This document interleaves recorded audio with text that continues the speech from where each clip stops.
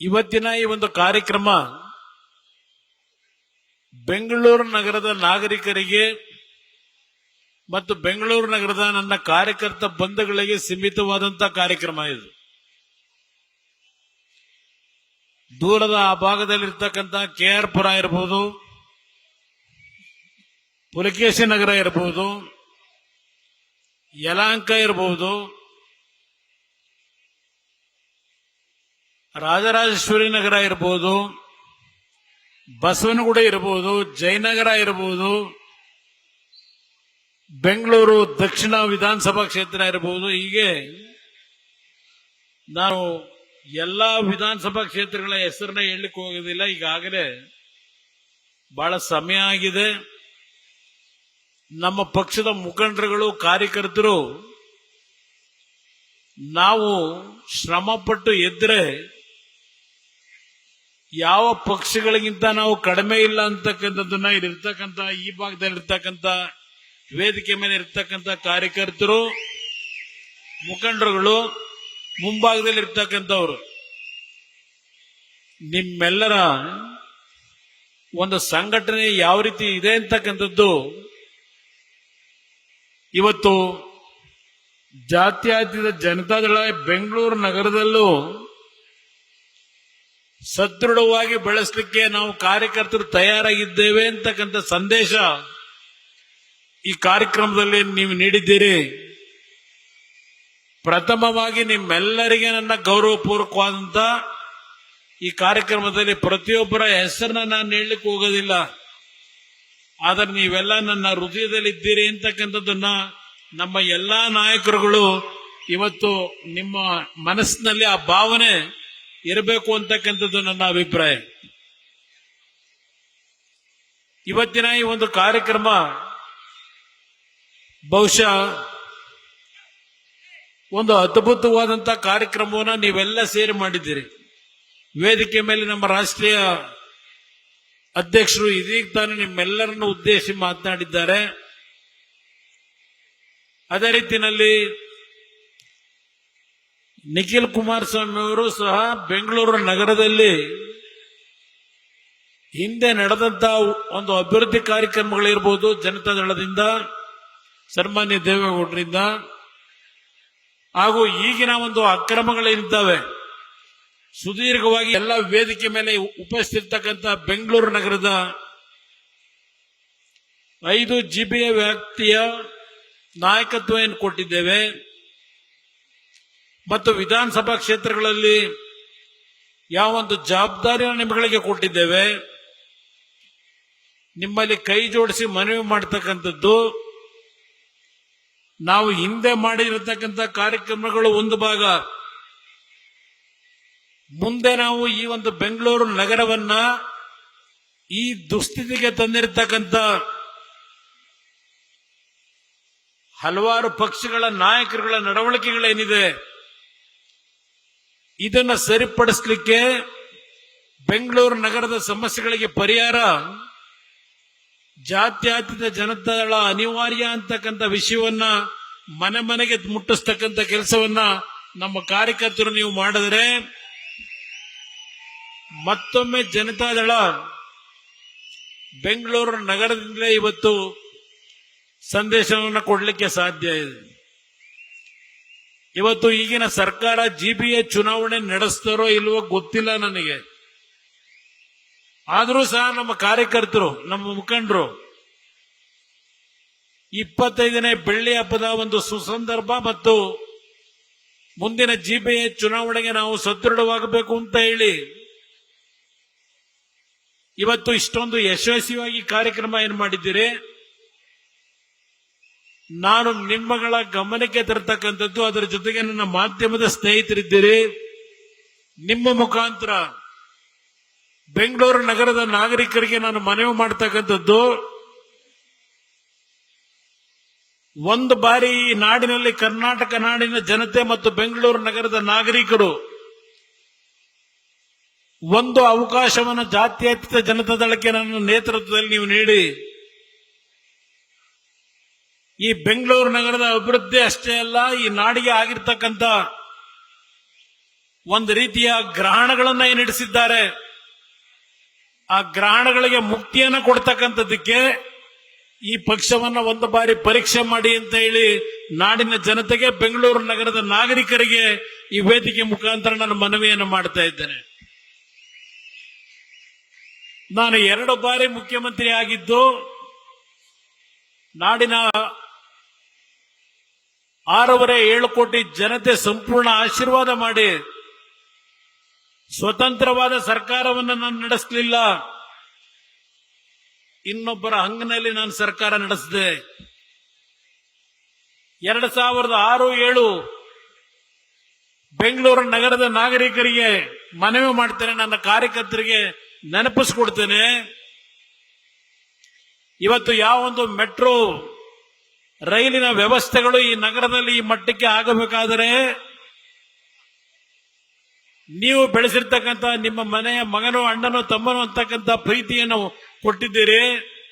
ಇದೇ ಕುಮಾರಸ್ವಾಮಿ ಮೊದಲನೇ 19 ಕಿಲೋಮೀಟರ್ಗೆ ಮನಮೋಹನ್ ಸಿಂಗ್ ಅವರನ್ನ ಆಹ್ವಾನ ನೀಡಿ ಕಾರ್ಯಕ್ರಮಕ್ಕೆ ಶಂಕುಸ್ಥಾಪನೆಯನ್ನು ನೆರವೇರಿಸಿದ್ದು ಏನು ತಿಳಿದೆ ಮೊದಲನೇ ಬಾರಿಗೆ ಶಾಸಕನಾಗಿ ಮುಖ್ಯಮಂತ್ರಿಯಾಗಿ ಅವತ್ತು ಕಾರ್ಯಕ್ರಮವನ್ನು ಪ್ರಾರಂಭ ಮಾಡಿದ್ದು. ಬೆಂಗಳೂರು ನಗರದ ಹಲವಾರು ಫ್ಲೈಓವರ್ಗಳು, ಹಲವಾರು ರೀತಿಯ ಒಂದು ಟನಲ್ ರೋಡ್ಗಳನ್ನು ಮಾಡತಕ್ಕಂಥ ನಿರ್ಧಾರ ಅವತ್ತು ಮಾಡಿದ್ದೆ. ಇವತ್ತು ಸುಮಾರು 17 ವರ್ಷ ಆಗಿದೆ. ಈಗಿನ ಸರ್ಕಾರ ಟನಲ್ ರೋಡಿನ ಬಗ್ಗೆ ಕನವರಿಕೆ ಈಗ ಮಾಡ್ತಾ ಇದ್ದಾರೆ. ನಾನು ಅಂದೇ ಒಂದು ಕೊರಿಯಾ ಕಂಪನಿಗೆ ಒಂದು ಆದೇಶ ಮಾಡಿ ಮೀನ್ ಸ್ಕ್ವೇರ್ನಿಂದ ನಮ್ಮ ಹೆಬ್ಬಾಳದ ಫ್ಲೈಓವರ್ವರೆಗೆ 4 ಪಥದ ಟನಲ್ ರೋಡ್ ಮಾಡತಕ್ಕಂಥ ನಿರ್ಧಾರ ಮಾಡಿ ಟೆಂಡರ್ ಪ್ರಕ್ರಿಯೆಗಳನ್ನು ಮುಗಿಸಿದ್ದೆ. ನಂತರ ಬಂದಂತವ್ರು ಮಾಡಲಿಲ್ಲ. ನಿಮ್ಮ ಔಟರ್ ಪೆರೆ ರಿಂಗ್ ರೋಡ್ ಜವರಗೌಡರಲ್ಲಿದ್ದಾರೆ, ಪಾಪ ಹೆಚ್ಚಿನ ಶ್ರಮ ಪಟ್ಟಿದ್ದಾರೆ ಈ ಕಾರ್ಯಕ್ರಮಕ್ಕೆ. ಇಲ್ಲಿ ಸುತ್ತಮುತ್ತಲ ಭಾಗದಲ್ಲಿ ಇರ್ತಕ್ಕಂಥ ಹೆಚ್ಚಿನ ಸಂಖ್ಯೆಯಲ್ಲಿ ಇವತ್ತು ಈ ಒಂದು ಸಭೆ ಯಶಸ್ಸುಗೊಳಿಸಿದ್ದಾರೆ. ಅವತ್ತು ಔಟರ್ ಪೆರಿಫೆರಲ್ ರಿಂಗ್ ರೋಡ್ ಕೇವಲ 3,000 ಕೋಟಿ ವೆಚ್ಚದಲ್ಲಿ ಸಂಪೂರ್ಣ ಆಗ್ತಿತ್ತು ನಾನು ಅವತ್ತು ತೆಗೆದುಕೊಂಡಂತ ಒಂದು ಕಾರ್ಯಕ್ರಮದಿಂದ. ಇವತ್ತು 28,000 ಕೋಟಿ ಆಗುತ್ತೆ ಅಂತಕ್ಕಂಥದ್ದನ್ನ ಈಗಿನ ಸರ್ಕಾರ ಏನ್ ಹೇಳ್ತಾ ಇದೆ, ಬೆಂಗಳೂರಿನ ನಾಗರಿಕರು ಅರ್ಥ ಮಾಡ್ಕೋಬೇಕು ಅನ್ನೋದನ್ನ ನಮ್ಮ ಕಾರ್ಯಕರ್ತರು ಮನೆಗೂ ಹೇಳಿ 9 TMC ನೀರು ಕಾವೇರಿಯಿಂದ ಕಾಂಗ್ರೆಸ್ ಸರ್ಕಾರ ಕೇಂದ್ರದಲ್ಲಿ ಅಧಿಕಾರದಲ್ಲಿ ಏನಿದ್ರು ಕೊಡ್ಲಿಕ್ಕೆ ತಯಾರಾಗಿರಲಿಲ್ಲ. ದೇವೇಗೌಡರನ್ನ ಪ್ರಧಾನಮಂತ್ರಿ ಮಾಡಿ ಕನ್ನಡಿಗರು ಏನು ಕಳಿಸಿದ್ರು, 9 TMC ನೀರನ್ನ ಕೊಟ್ಟ ಪ್ರತಿಫಲ ನಿಖಿಲ್ ಕುಮಾರಸ್ವಾಮಿ ಅವರಿಗೆ ಹೇಳ್ತಾ ಇದ್ರಲ್ಲ 4ನೇ ಅಂತ. ಇವತ್ತು ಬೆಂಗಳೂರಿನ ಹಲವಾರು ಭಾಗದಲ್ಲಿ ಕಾವೇರಿ ನೀರು ಕುಡಿತಾ ಇದ್ರೆ ಅದಕ್ಕೆ ಕಾರಣ ದೇವೇಗೌಡರು. ಇವತ್ತು ನಾನು ಈ ಒಂದು ಬೆಂಗಳೂರು ನಗರದಲ್ಲಿ ಹಲವಾರು ಬೆಳಗ್ಗೆ ಬರಬೇಕಾದರೆ ಈ ಸಭೆಗೆ ಬಹುಶಃ ಪುಲಕೇಶಿ ನಗರದ ಹೆಣ್ಣು ಮಕ್ಕಳು, ಒಂದು ಮಧ್ಯೆ ಸಮಾಜಕ್ಕೆ ಸೇರಿದಂತ ಹೆಣ್ಣು ಮಕ್ಕಳು ಪುಲಕೇಶಿ ನಗರದಿಂದ ಬಸ್ನಲ್ಲಿ ಬರ್ತಾ ಇದ್ದದನ್ನ ಈ ಕಾರ್ಯಕ್ರಮಕ್ಕೆ ಗಮನಿಸಿದೆ. ಆ ಭಾಗದಲ್ಲಿ ಇರ್ತಕ್ಕಂಥ ಆ ಜನರ ಕಷ್ಟಗಳೇನಿದೆ ಬರೀ ಒಂದು ಉದಾಹರಣೆ ಕೊಡ್ತಾ ಇದ್ದೇನೆ. ಬ್ಯಾಟ್ರಾನ್ಪುರದಲ್ಲಿ ರಾಜ್ಯದ ಮಂತ್ರಿ ಇದ್ದಾರೆ, ಅವರ ಭಾಗದಲ್ಲಿ ಕೆಲವು ಬಡಾವಣೆಗಳು ಯಾವ ರೀತಿ ಇದೆ. ಇವತ್ತು ಮನೆಗಳಿಲ್ಲದೆ, ಒಳಚರಂಡಿಯ ವ್ಯವಸ್ಥೆಗಳಿಲ್ಲದೆ, ಕಸವನ್ನ ಕ್ಲೀನ್ ಮಾಡತಕ್ಕಂಥ ಕಾರ್ಯಕ್ರಮದಲ್ಲೂ ಲೂಟಿ ಮಾಡತಕ್ಕಂಥ ಈಗಿನ ಈ ಸರ್ಕಾರ ಎಷ್ಟು ಮನೆಗಳನ್ನು ಕೊಟ್ಟಿದ್ದಾರೆ ಬಡವರಿಗೆ. ಯಾವ ನಮ್ಮ ಒಂದು 2 ಭಾಗದಲ್ಲಿ ಮನೆಗಳನ್ನ ಒಡೆದರು. ಒಂದು ಕೋಗಿಲ ಗ್ರಾಮ, ಇನ್ನೊಂದು ನಮ್ಮ ಹಳೆ ಭಾಗ. ನಾನು ಬರ್ತಾ ಇದ್ದೆ ಆಗ ತಣಿಸಂದ್ರ ಭಾಗದಲ್ಲೂ ಮನೆಗಳನ್ನು ಏಕಾಏಕಿ ಒಡೆದರು. ಅವರು ಒಡೆದಂತ ಮನೆಗಳು ಯಾವ ಅಕ್ರಮಗಳ ಮುಖಾಂತರ ಸುಳ್ಳು ದಾಖಲೆಗಳನ್ನು ಸೃಷ್ಟಿ ಮಾಡಿ ದೊಡ್ಡ ದೊಡ್ಡ ಬಿಲ್ಡಿಂಗ್ಗಳು ಕಟ್ಟಿದ್ದಾರಲ್ಲ ಅದನ್ನ ಅವರು ಹೊಡೆಯಲ್ಲ. ಯಾವುದೋ ಹಳ್ಳಿಗಳಿಂದ ಬಂದು ಒಂದು ಸಣ್ಣ ಸೂರನ ಬಹಳ ಕಷ್ಟಪಟ್ಟು ಬೆವರು ಸುರಿಸಿ ಒಂದು ಜಾಗ ಗುರ್ಸಿ ವಾಸ ಮಾಡತಕ್ಕಂತ ಕುಟುಂಬಗಳನ್ನ ಬೀದಿಗೆ ತಂದ್ರಲ್ಲಪ್ಪ ಈ ಸರ್ಕಾರ. ಎಷ್ಟು ದಿವಸದಲ್ಲಿ ನನ್ನ ಮಾಧ್ಯಮದ ಸ್ನೇಹಿತರನ್ನು ಕೇಳ್ತೀನಿ, ಎಷ್ಟು ದಿನಗಳಲ್ಲಿ ಅವರಿಗೆ ಮನೆ ಕೊಡ್ತೀವಿ ಅಂತ ಮಾತು ಕೊಟ್ರಿ? ಚಳಿ ಒಂದು ಕಡೆ, ಮಳೆ, ಹಲವಾರು ಗರ್ಭಿಣಿ ಹೆಣ್ಣುಮಕ್ಕಳು ಆ ರಸ್ತೆಗಳಲ್ಲಿ ಬುಡದಂತ ಆ ಬುಲ್ಡೋಸ್ ಮಾಡದಂತ ಜಾಗದಲ್ಲಿ ಯಾವೊಂದು ಯಾತನೆ ಪಟ್ಟು ಬದುಕ್ತಾ ಇದ್ರು. ಈ ಸರ್ಕಾರ ನಡೆಸ್ತಕ್ಕಂಥವ್ರಿಗೆ ಕನಿಷ್ಠ ಒಂದು ಮನುಷ್ಯತ್ವ ಇದೆಯಾ ಅಂತಕ್ಕಂಥದನ್ನ ಕೇಳಲಿಕ್ಕೆ ಬಯಸ್ತೇನೆ. ಎಷ್ಟು ಜನಕ್ಕೆ ಮನೆ ಕೊಡ್ತೀನಿ ಅಂತ ಹೇಳಿ ನನಗೆ ಗೊತ್ತಿಲ್ಲ ಅಲ್ಲಿ ಏನೇನಿದೆ. ರಾಜಕೀಯ ಮಾಡಿದ್ ನೋಡಿದೆ ನಾನು. ರಾಜಕೀಯವನ್ನ ಯಾವ್ಯಾವ ರೀತಿಯ ದುರುಪಯೋಗ ಬಳಸ್ಕೊಂಡ್ರು ಅವರವ್ರ ಸ್ವಾರ್ಥಕ್ಕೆ ಅದನ್ನೆಲ್ಲ ಗಮನಿಸಿದ್ದೇನೆ, ನೀವು ಗಮನಿಸಿದ್ದೀರಿ. ಆದರೆ ನಿಜವಾದಂತ ಮನೆಗಳನ್ನ ಕಳ್ಕೊಂಡು ಸಾಲ ಸೋಲ ಮಾಡಿ ದುಡ್ಡು ಕೊಟ್ಟು ಯಾವನೋ ಸರ್ಕಾರದಲ್ಲಿ ಸುಳ್ಳು ದಾಖಲೆಗಳನ್ನು ಅಧಿಕಾರಿಗಳ ಜೊತೆ ಶಾಮೀಲಾಗಿ ಅವ್ರನ್ನ ದಾರಿ ತಪ್ಪಿಸಿದಂತಹ ಕೆಲಸ ಏನು ಮಾಡಿದ್ರು, ಅವರ ಮೇಲೆ ಯಾರ ಮೇಲೂ ಆಕ್ಷನ್ ಇಲ್ಲ. ಪಾಪ ಇಲ್ಲಿರ್ತಕ್ಕಂಥ ಈಗಿನ ಸರ್ಕಾರದಲ್ಲಿ ಒಂದು ಚದರಕ್ಕೆ 100 ರೂಪಾಯಿ ಫಿಕ್ಸ್ ಮಾಡಿ ವಸೂಲಿ ಮಾಡ್ತಕ್ಕಂಥ ಸಿಸ್ಟಮ್ ತಂದಿರತಕ್ಕಂಥ ಈ ವ್ಯವಸ್ಥೆಯನ್ನ ಇವತ್ತು ಮೌನವಾಗಿ ಅದಕ್ಕೆ ಬೆಂಬಲವನ್ನ ಏನು ಕೊಡ್ತಾ ಇದ್ದಾರೆ ಒಂದು ವರ್ಗದ ಜನ. ಇದಕ್ಕೆ ಫುಲ್ ಸ್ಟಾಪ್ ಆಗ್ತಕ್ಕಂಥದ್ದು ಬೇಕಿಲ್ವಾ? ಬೆಂಗಳೂರು ನಗರದ ನಾಗರಿಕರಿಗೆ ನನ್ನ ಮಾಧ್ಯಮದ ಸ್ನೇಹಿತರ ಮುಖಾಂತರ ಕೇಳಲಿಕ್ಕೆ ಬಯಸ್ತಾ ಇದ್ದೇನೆ. ಪ್ರತಿನಿತ್ಯ ಆ ಗುಂಡಿಯ ಸಮಸ್ಯೆ ಬಗ್ಗೆನೇ ಒಂದು ದೊಡ್ಡ ಚರ್ಚೆ. ನಾನು ಈ ರಾಜ್ಯದಲ್ಲಿ ಆಕಸ್ಮಿಕವಾಗಿ ಮುಖ್ಯಮಂತ್ರಿ ಆದಾಗ ಮೊದಲನೇ ಬಾರಿಗೆ ಇದ್ದಂತ 18 ತಿಂಗಳಲ್ಲಿ ಸುಮಾರು 59 ರಸ್ತೆಗಳ ಅಗಲೀಕರಣ ಮಾಡಿ ಬೆಂಗಳೂರು ನಗರದ ಮೂಲಭೂತ ಸೌಕರ್ಯಗಳನ್ನು ಸರಿಪಡಿಸಲು ಪ್ರಯತ್ನ ಪಟ್ಟಿದ್ದೆ. ಬೆಂಗಳೂರು ನಗರದಲ್ಲಿ ಇಂಟರ್ ಕೋರ್ ರಿಂಗ್ ರೋಡ್ ಅನ್ನ ಮಾಡಬೇಕು ಅಂತ ಹೇಳಿ ತೀರ್ಮಾನವನ್ನು ತೆಗೆದುಕೊಂಡೆ. ಮುಂದೆ ಬಂದಂತ ಸರ್ಕಾರ ಏನೂ ಮಾಡಲಿಲ್ಲ. ಬಹಳ ಜನ ತಿಳ್ಕೊಂಡಿದ್ದಾರೆ. ನನ್ನ ಮಾಧ್ಯಮದ ಸ್ನೇಹಿತರು ಬೆಂಗಳೂರು ನಾಗರಿಕರಿಗೆ ಒಂದು ಸಂದೇಶ ಕೊಡಿ. ಜನತಾದಳ ಕೇವಲ ಗ್ರಾಮೀಣ ಪ್ರದೇಶದ ರೈತರಿಗೆ ಇರತಕ್ಕಂತ ಪಕ್ಷವಾಗಿ ನಾವಿಲ್ಲ. ರೈತರ ಜೊತೆಯಲ್ಲಿ ಈ ಬೆಂಗಳೂರು ನಗರ ಯಾವ ಕೆಂಪೇಗೌಡರು 500 ವರ್ಷಗಳಿಂದ ಕಟ್ಟಿದ್ದಾರೆ.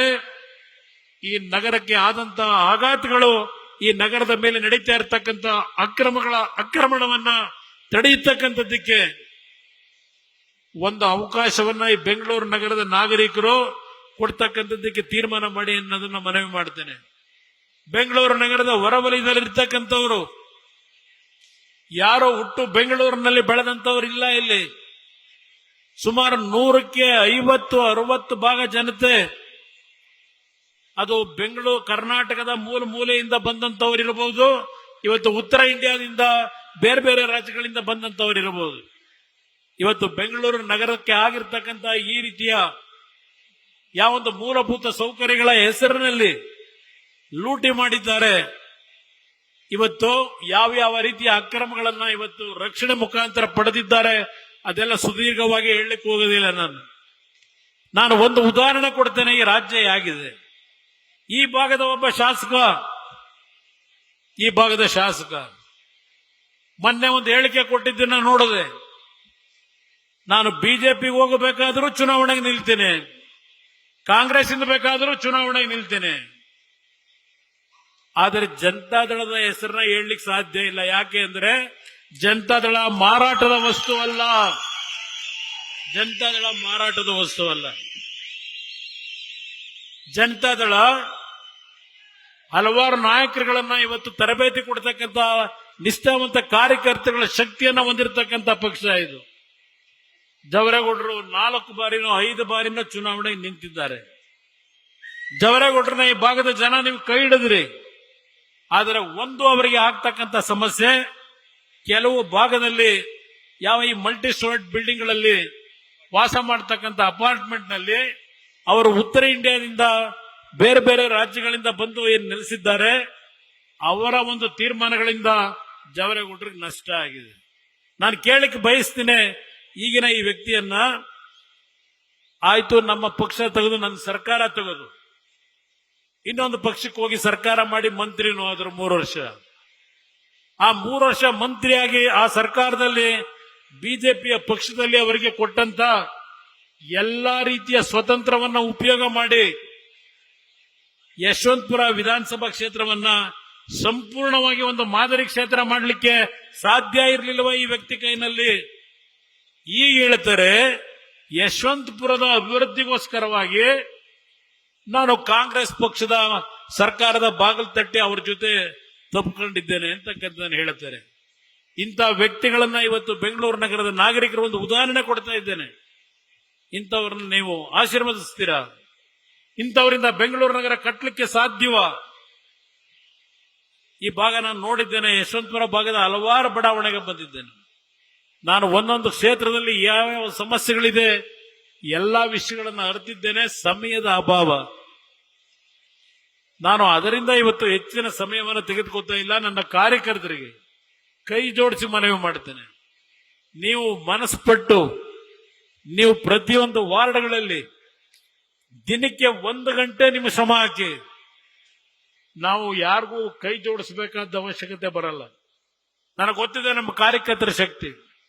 ಇವತ್ತು ಬಹುಶಃ ಬೆಂಗಳೂರು ನಗರದಲ್ಲಿ ಸರ್ಕಾರ ಇಟ್ಕೊಂಡು ಕಾಂಗ್ರೆಸ್ ಪಕ್ಷ ಇಂಥ ಒಂದು ಸಭೆಯನ್ನ ಅವ್ರ ಕೈಯಲ್ಲಿ ಮಾಡ್ಲಿಕ್ಕೆ ಸಾಧ್ಯ ಇಲ್ಲ ಅವ್ರ ಕೈಯಲ್ಲಿ. ಅದರಿಂದ ನನ್ನ ಕಾರ್ಯಕರ್ತರು ಇವತ್ತೇನು ಚಳಿ ಬಿಟ್ಟು ಕೆಲಸ ಮಾಡಿದ್ದೀರಿ, ನಿಮ್ಮ ಶಕ್ತಿಯನ್ನ ನಿಮ್ಮ ವಾರ್ಡ್ಗಳಲ್ಲಿ ಇವತ್ತು ಸದೃಢವಾಗಿ ಬೆಳೆಸ್ಕೊಳ್ತಕ್ಕಂಥ ನಿಟ್ಟಿನಲ್ಲಿ ನಿಮ್ಮ ಶ್ರಮ ಹಾಕಿ. ಎಲ್ಲೆಲ್ಲಿ ನಾವು ಈ ಒಂದು ಮೈತ್ರಿಯ ಒಂದು ಹೊಂದಾಣಿಕೆ ಇದೆ, ಹೊಂದಾಣಿಕೆಯಲ್ಲಿ ಯಾವ ತೀರ್ಮಾನಗಳನ್ನ ಮಾಡಬೇಕು ಆ ತೀರ್ಮಾನ ನಮಗೆ ಬಿಡಿ. ನಿಮ್ಮಗಳಿಗೆ ರಕ್ಷಣೆ ಕೊಡ್ತಕ್ಕಂಥದ್ದು ನನ್ನ ಜವಾಬ್ದಾರಿ. ಅದರ ಶಕ್ತಿಯನ್ನು ನೀವು ಉಳಿಸ್ಕೋಬೇಕು ಅನ್ನೋದನ್ನ ಈ ಸಂದರ್ಭದಲ್ಲಿ ನಾನು ಹೇಳಲಿಕ್ಕೆ ಬಯಸ್ತಾ ಇದ್ದೇನೆ. ಇವತ್ತು ಈ ರಾಜ್ಯದಲ್ಲಿ ಯಾವೊಂದು ರಾಜ್ಯವನ್ನ ಲೂಟಿ ಮಾಡ್ತಾ ಇದ್ದಾರೆ.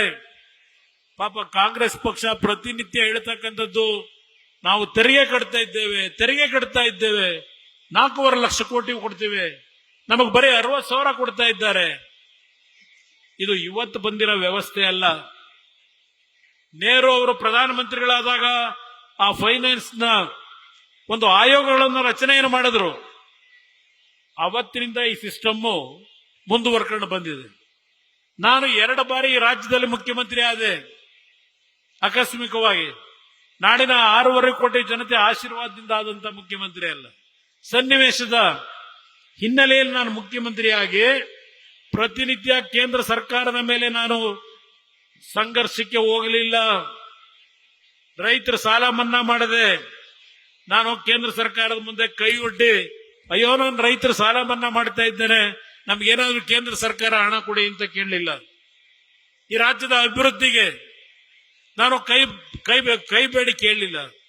ನಮ್ಮ ಹಕ್ಕು ನಮ್ಮದೇನಿದೆ ಅದನ್ನ ಪಡೆಯತಕ್ಕಂಥದ್ರ ಮುಖಾಂತರ ಇವತ್ತು ನಮ್ಮ ಕಾಲದಲ್ಲಿ 2 ಅವಧಿನಲ್ಲಿ ಯಾವೊಬ್ಬ ಮುಖ್ಯಮಂತ್ರಿ ಕೆಲಸವನ್ನು ಮಾಡಬಹುದು, ಜನಸಾಮಾನ್ಯರಿಗೆ ಸಮೀಪಕ್ಕೆ ಹೋಗಿ ಅವನ ಕಷ್ಟವನ್ನ ಪರಿಹರಿಸಬಹುದು ಅಂತಕ್ಕಂಥದ್ದನ್ನ ಈ ನಾಡಿನಲ್ಲಿ ಏನಾದರೂ ತೋರಿಸಿದ್ರೆ ಅದು ಕುಮಾರಸ್ವಾಮಿಯ ಕಾಲದಲ್ಲಿ ಅಂತಕ್ಕಂಥದ್ದನ್ನ ಹೇಳಲಿಕ್ಕೆ ಬಯಸ್ತೇನೆ.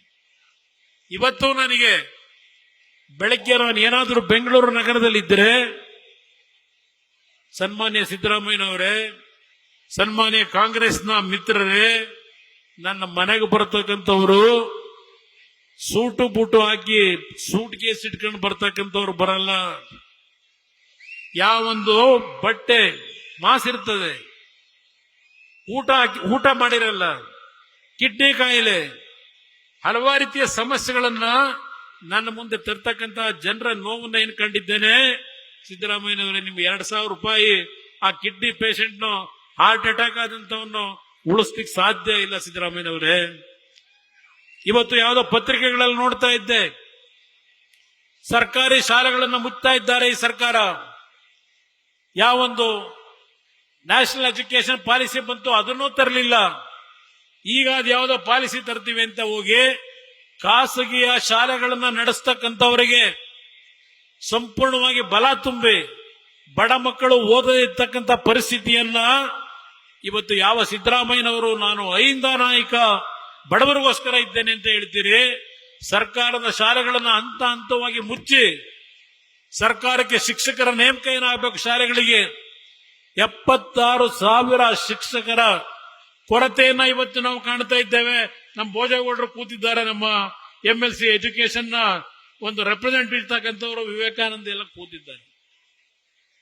ಯಾತಕಪ್ಪ ಇವತ್ತು ಧಾರವಾಡದಲ್ಲಿ ಯಾವ ಯುವಕರು ಧರಣಿ ನಡೆಸಿದ್ರು, ಅವರ ಹೋರಾಟ ನೋಡಿ ಹೆದರಿ ಇಲ್ಲ ನಾವು ತಕ್ಷಣ ಯಾವುದೋ ಈ ಡಿಸೆಂಬರ್ ಒಳಗೋ ಯಾವುದೋ ಒಂದು ಮಂತ್ಲಿ ನಾವು ಕೆಲಸವನ್ನ ತುಂಬ್ತೀವಿ, ನಿರುದ್ಯೋಗ ಸಮಸ್ಯೆ ಬಗೆಹರಿಸ್ತೀನಿ ಹೇಳಿದಂತ ಸಿದ್ದರಾಮಯ್ಯನವರೇ, ಎಷ್ಟು ಜನ ಯುವಕರಿಗೆ ಉದ್ಯೋಗ ಕೊಡ್ಲಿಕ್ಕೆ ಈಗ ನೀವು ತೀರ್ಮಾನ ಮಾಡಿದ್ದೀರಿ? ಇನ್ನು ಒಳ ಮೀಸಲಾತಿಯ ಗಲಾಟೆ ಇದೆ, ರಿಸರ್ವೇಶನ್ ಗಲಾಟೆ ಇದೆ, ಕಾಂತರಾಜು ವರದಿ ಜಾರಿ ತರಲಿಕ್ಕಾಗಿಲ್ಲ, ಜಯಪ್ರಕಾಶ್ ಹೆಗಡೆ ವರದಿ ಜಾರಿ ತರಕ್ಕಾಗಿಲ್ಲ. ಎಲ್ಲೋಗಿದ್ದೀರಪ್ಪ ಸಿದ್ದರಾಮಯ್ಯನವರೇ? ಕುಮಾರಸ್ವಾಮಿ ಕಾಂತರಾಜು ವರದಿಯನ್ನ ಅನುಷ್ಠಾನಕ್ಕೆ ತರದೆ ಹಾಗೆ ಅದನ್ನ ಹೆಸರು ನನ್ನ ಮೇಲೆ ಅಪಾದನೆ ಮಾಡಿದಂತ ಸಿದ್ದರಾಮಯ್ಯನವರೇ, ಯಾವ ಕಾಂತರಾಜು ವರದಿ ಏನು ದೊಡ್ಡ ಉದ್ಧಾರ ಮಾಡ್ತಕ್ಕಂಥ ವರದಿ ಅದು ಅಂತ ಹೇಳಿ ಭಾಷಣ ಮಾಡಿದಂಥವರು ಈ ಕ್ಷಣದವರೆಗೆ ಯಾವ ಕಾರಣಕ್ಕೆ ಆ ವರದಿಯನ್ನು ಅನುಷ್ಠಾನಕ್ಕೆ ತರ್ತಾ ಇಲ್ಲ? ಹೆದರಿಕೆ ಶುರುವಾಗಿದೆಯಾ? ಈಗ ನಿಮಗೆ ಹೇಳಲಿಕ್ಕೆ ಹೋದ್ರೆ ಹಲವಾರು ವಿಷಯ ಹೇಳಬಲ್ಲೆ, ಬಹಳ ವಿಷಯಗಳಿದೆ. ನಾನು ಒಂದು ಮಾತನ್ನ ಹೇಳ್ತೇನೆ. ಇವತ್ತು ಈ ಸಭೆಯ ಮುಖಾಂತರ ಬೆಂಗಳೂರು ನಗರದಲ್ಲಿ ಒಂದು ಕಾಲದಲ್ಲಿ ನಾವು ಸಣ್ಣ ಮಕ್ಕಳು ITI, NGF, BEL ಹೀಗೆ ಹಲವಾರು ರೀತಿಯ ಕಾರ್ಖಾನೆಗಳಿಗೆ ಬೆಳಗ್ಗೆ ಎದ್ರೆ ಬಸ್ಗಳು, ನೂರಾರು ಬಸ್ಗಳು ಹೋಗ್ತಾ ಇತ್ತು ಬೆಳಗ್ಗೆ 5 ಗಂಟೆ 6 ಗಂಟೆನಲ್ಲಿ. ನಾವು ಸಣ್ಣ ಮಕ್ಕಳು 1972, 73 ಇಸ್ವಿನಲ್ಲಿ ನಾವು ಅದು ನೋಡ್ತಾ ಇದ್ವಿ. ಬೆಂಗಳೂರು ನಗರ ಯಾವ ರೀತಿ ಇದೆ, ಬೆಂಗಳೂರು ನಗರದಲ್ಲಿ ಸಾವಿರಾರು ಕುಟುಂಬಗಳಿಗೆ ಉದ್ಯೋಗಗಳನ್ನು ಯಾವ ರೀತಿ ಕೊಟ್ಟಿತ್ತು.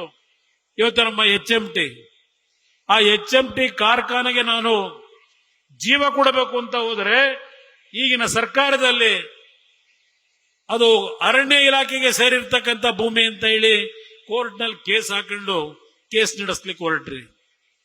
ಯಾವೊಂದು ಕುದುರೆ ಮುಖ, ಅದಕ್ಕೆ 1,700 ಕೋಟಿ ಹಣವನ್ನು ನಾನು ಬಂಡವಾಳ ಕೊಟ್ಟು ಆ ಕಾರ್ಖಾನೆ ಪ್ರಾರಂಭ ಮಾಡಿಸಬೇಕು ಅಂತ ಹೋದ್ರೆ ಅದಕ್ಕೊಂದು ತಕರಾರು ತೆಗೆದು ಅಲ್ಲಿ ಆ ಕೆಲಸ ಮಾಡ್ಲಿಕ್ಕೆ ಬಿಡ್ಲಿಲ್ಲ.